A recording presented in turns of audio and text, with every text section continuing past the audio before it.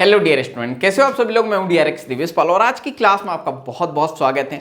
हम जो चैप्टर पढ़ रहे हैं उसका नाम है कोशिका जीवन की इकाई।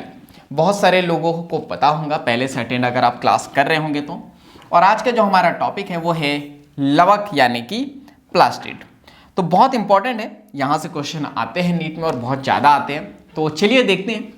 लवक सभी पादप कोशिकाओं एवं कुछ प्रोटोजोआ जैसे कि यूग्लिना में मिलते हैं। ठीक है, सभी प्लांट में देखने को मिलेंगे और कुछ प्रोटोजोआ में भी देखने को मिलेंगे जैसे कि यूग्लिना। ठीक है, ये आकार सॉरी तो ये जो है आकार में बड़े होने के कारण सूक्ष्मदर्शी से आसानी से दिखाई पड़ते हैं। इसमें विशिष्ट प्रकार के वर्णक मिलने के कारण पौधे भिन्न भिन्न रंग के दिखाई पड़ते हैं। वेरी इंपॉर्टेंट ये एक शब्द वर्णक यानी कि इसको कहते हैं पिगमेंट। ठीक है, तो बहुत सारे इसमें पिगमेंट्स देखने को मिलेंगे, आपको कलर देखने को मिलेंगे। इसलिए आपको बहुत सारे पौधे, बहुत सारे फूल जो है अलग अलग कलर के दिखाई देते हैं। किसकी वजह से? वर्णक की वजह से। इसके बाद हम लोग बात करते हैं तो विभिन्न प्रकार के वर्णकों के आधार पर लवक कई तरह के होते हैं। जैसे कि एक तो होता है हरित लवक, वर्णी लवक और इसको कहते हैं अवर्णी लवक। क्लियर है? 3 प्रकार के होते हैं। अब मुझे जो है इंग्लिश में इसका नाम चाहिए, तो कमेंट्स बॉक्स में आप तीनों के जो है इंग्लिश नाम बताओगे क्योंकि इंपॉर्टेंट है। ठीक है, मैं पूरी मेहनत नहीं करूंगा, कुछ मेहनत तो आपको भी करना पड़ेगा। क्लियर है? तो हरित लवक को क्या कहते हैं, वर्णी लवक को क्या कहते हैं और अवर्णी लवक को क्या कहते हैं, यह आपको पता होना चाहिए। तभी जो है आप इंग्लिश के एनसीईआरटी को हाथ भी लगाओगे, वरना नहीं लगाओगे या तो फिर गूगल पे जाओगे, कहीं भी जाओगे, लेकिन एक्स्ट्रा एफर्ट आप करोगे।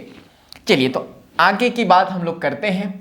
अब स्टार्ट करते हैं हम लोग डायरेक्ट हरित लवक। ठीक है, तो हम लोग बात करते हैं हरित लवक में पर्णहरित वर्णक देखने को मिलता है जिसको क्लोरोफिल कहते हैं। कई बार आपने पढ़ा होगा, तो याद रखना क्लोरोफिल। वह एक और देखने को मिलता है जिसको कहते हैं कैरोटीनाइड वर्णक मिलते हैं, जो क्या करते हैं प्रकाश संश्लेषण के लिए आवश्यक जो है प्रकाशीय ऊर्जा को संचित करने का कार्य करते हैं। देखो ये है प्लांट, ये प्लांट है। ठीक है, ये सूर्य देवता है। अब यहां सूर्य देवता से एनर्जी आएंगी, सूर्य की किरणें आएंगी, तो कौन? पर्णहरित वर्णक और कैरोटीनाइड वर्णक इस प्रकाशीय ऊर्जा को संचित करने का काम करते हैं। क्लियर है? ये याद रखना। इसके बाद हम लोग बात कर रहे हैं वर्णी लवक। क्लियर है? इसमें कौन सा है? पर्णहरित वर्णक है। इसके बाद वर्णी लवकों में वसा विलय कैरोटीनाइड वर्णक इसमें भी देखने को मिलेगा, ये याद रखना। कैरोटीन, जेंथोफिल व अन्य दूसरे मिलते हैं। क्लियर है? तो कौन कौन से इसमें मिलेंगे, याद रखना। कैरोटीनाइड वर्णक मिलेंगे इसमें, कौन कौन से? कैरोटीन और जेंथोफिल। क्लियर है? ये याद रखना। व अन्य दूसरे भी मिलते हैं। इनके कारण पादपों में पीले, नारंगी, लाल रंग दिखाई पड़ते हैं। क्लियर है? तो याद रखना, आपको जो चीजें दिखाई देती है, फल या फ्रूट लाल है, नीला है, पीला है, तो ये सब जो है वर्णी लवकों के कारण देखने को मिलती है। अवर्णी लवक, देखो अवर्णी का मतलब ही क्या है? अवर्णी यानी इसमें कोई वर्णक ही नहीं होगा, कोई कलर ही नहीं होगा। तो अवर्णी लवक विभिन्न आकृति एवं आकार के रंगहीन होते हैं। ये शब्द को समझो आप, रंगहीन यानी कोई भी कलर नहीं होगा, तो रंगहीन लवक होते हैं जिनमें, लेकिन इंपॉर्टेंट ये है, अब यहां से जो बता रहा हूं मैं, क्वेश्चन आते हैं, ये क्या करते हैं? खाद्य पदार्थों को संचित करने का काम करते हैं। वेरी इंपॉर्टेंट, मंड लवक। ठीक है, मंड लवक। और याद रखना, मैं हिंदी में ही पढ़ाऊंगा, इंग्लिश में मैं इंग्लिश में पढ़ाऊंगा। जब लेक्चर लूंगा ना तब मैं इंग्लिश में ही पढ़ाऊंगा, हिंदी इंग्लिश दोनों में पढ़ाऊंगा। लेकिन यहाँ पे आपको ये मेहनत करनी है कि इसको इंग्लिश और हिंदी में क्या कहते हैं, ये हिंदी में मैं बताऊंगा, इंग्लिश में क्या कहते हैं ये आपको बताना है। ठीक है, तो ये है मंड लवक। तो मंड लवक में जो है मंड के रूप में कार्बोहाइड्रेट संचित होता है। और क्वेश्चन ऐसा नहीं आता हिंदी में, देखो नाम में ही दे दिया मंड लवक, तो सबको पता है कि मंड का ही जो है संचित करेगा। तो ये याद रखना, मंड लवक में मंड के रूप में ये कार्बोहाइड्रेट को संचित करता है। एग्जाम्पल याद रखना है, जैसे कि आलू। क्लियर है? इतनी बातें याद रखनी है किसके बारे में? मंड लवक के बारे में। क्लियर है? इसके बाद हम लोग यहाँ पे बात करते हैं नेक्स्ट तो नेक्स्ट है तेल लवक। क्लियर है?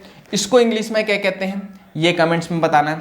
तो तेल लवक में तेल व वसा तथा प्रोटीन लवक में प्रोटीन का भंडारण होता है। सिंपल सी बात है, तेल लवक में तेल का और तेल व वसा, ठीक है, तथा प्रोटीन में जो है प्रोटीन लवक में प्रोटीन का भंडारण होता है। बस ये इतनी सी बात बताई है, लेकिन ये बहुत इंपॉर्टेंट है। एनसीईआरटी माता ने ज़्यादा नहीं दिया है यहाँ पे, मतलब उतने अच्छे से, लेकिन यहाँ से क्वेश्चन आता है। ठीक है, क्या आता है? पहली बात तो ये तीनों को, मंड लवक, तेल लवक और प्रोटीन लवक, तीनों को इंग्लिश में क्या कहते हैं, यहाँ से क्वेश्चन आता है।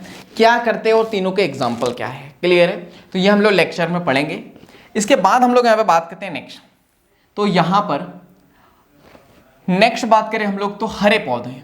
तो हरे पौधे के अधिकतर हरे पौधे के अधिकतर हरित लवक पत्ती की पर्ण मध्योतक कोशिकाओं में पाए जाते हैं, जिसको इंग्लिश में कहते हैं मीसोफिल सेल। ठीक है, में पाए जाते हैं। तो क्वेश्चन आएगा हरे पौधे के अधिकतर, यानी अधिकतर हरित लवक कहाँ देखने को मिलेंगे? तो याद रखना, पत्ती में एक कोशिका होती है जिसको कहते हैं मीसोफिल सेल, या फिर पर्ण मध्योतक कोशिका में ये देखने को मिलेंगे। हरित लवक लेंस के आकार के अंडाकार, गोलाकार, चक्रिक व फीते के आकार के होते हैं। फीते यानी कि वो रिबन काटते हो ना, फीते के आकार के ये अंगक होते हैं, जो विभिन्न लंबाई 5 से 10 माइक्रोमीटर व चौड़ाई 2 से लेके 4 माइक्रोमीटर के ये होते हैं। ये आपको याद रखना है। इनकी संख्या भिन्न हो सकती है, जैसे प्रत्येक कोशिका में, जैसे एग्जांपल दिया एक क्लेमाइडोमोनास की बात करते हैं। कौन सा क्लेमाइडोमोनास?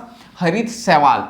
तो इसमें 20 से लेके 40% कोशिका पर्ण मध्योतक कोशिका हो सकती है। क्लियर है? तो ये याद रखना, हरित लवक सबसे ज्यादा कहाँ देखने को मिलेंगे? पर्ण मध्योतक कोशिका में।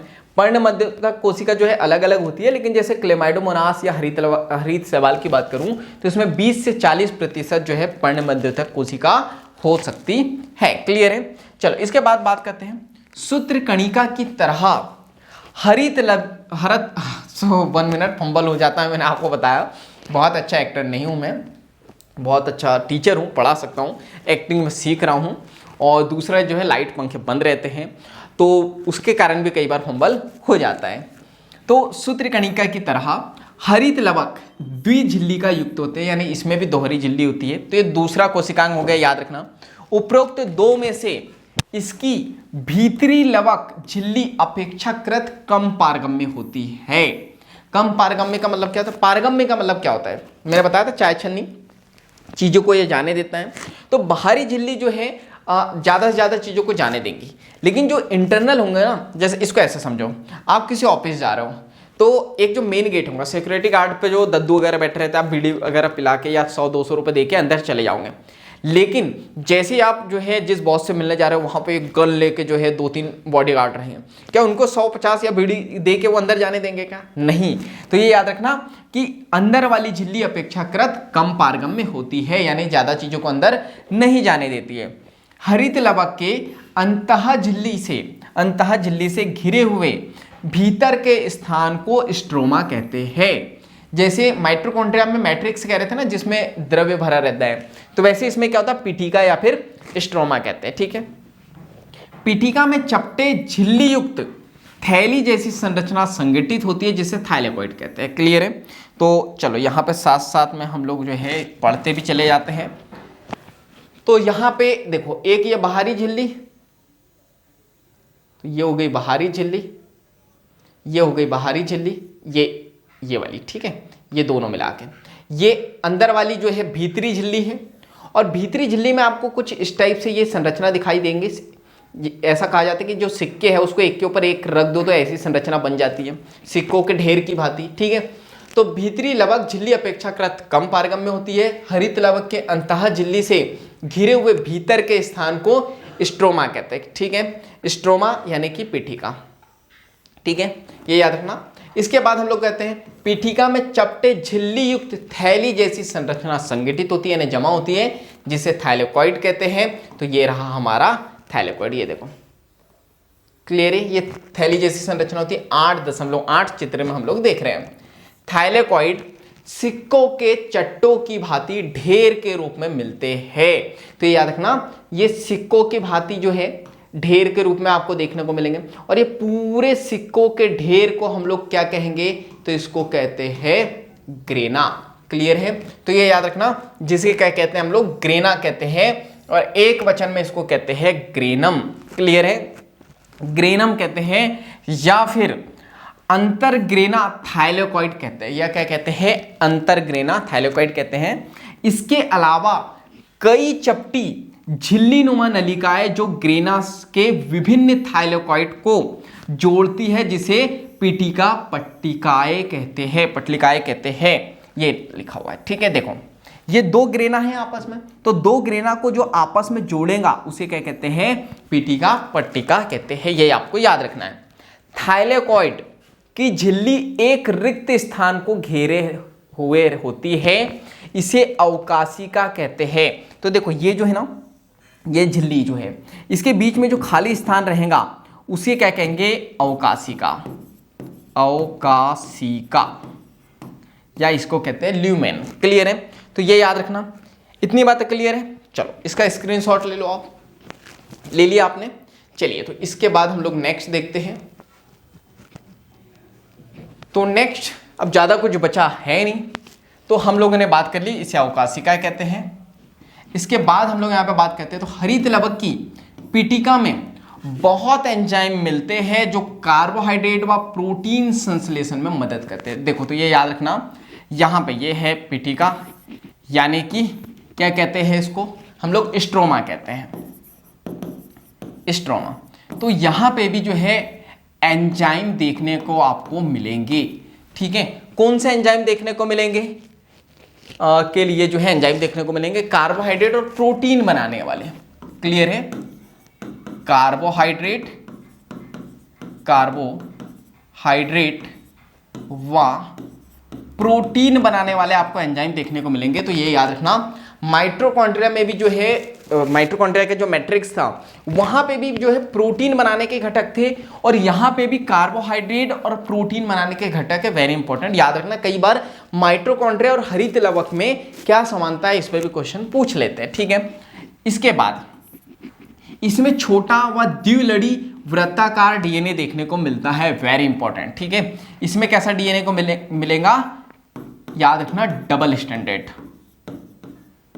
स्टैंडर्ड डीएनए, यानी कि माइटोकॉन्ड्रिया में सिंगल स्टैंड था, इसमें डबल स्टैंड होगा। ये मोस्ट इंपॉर्टेंट याद रखना। और यहाँ का डीएनए कैसा होगा, छोटा होगा। छोटे छोटे क्वेश्चन यहाँ से आ जाते हैं।